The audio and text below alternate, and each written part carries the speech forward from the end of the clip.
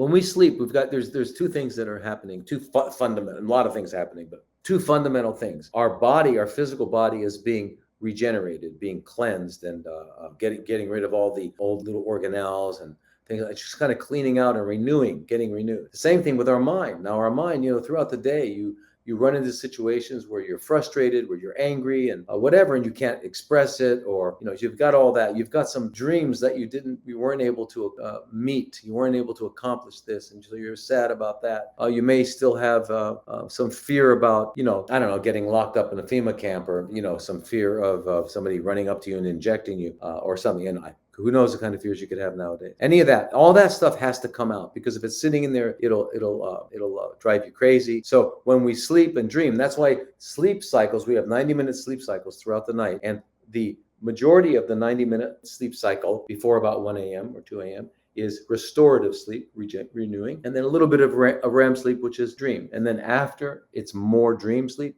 and less restored. Okay, so that's why it's like that. We have to clean out the mind. So dreams don't necessarily mean anything. It's just letting out stuff, right? So if you're letting out things that are making you afraid, that's good that they're getting out. As long as the nightmare it's not like a night terror that really is a horrible, horrible situation where you're almost scared to death. That's not good. But maybe you weren't dreaming enough, and maybe the melatonin is going to help you get some of that stuff out. Because remember, it doesn't mean anything. You don't need to remember it. You don't need to try to figure out what it means, because it doesn't necessarily mean anything.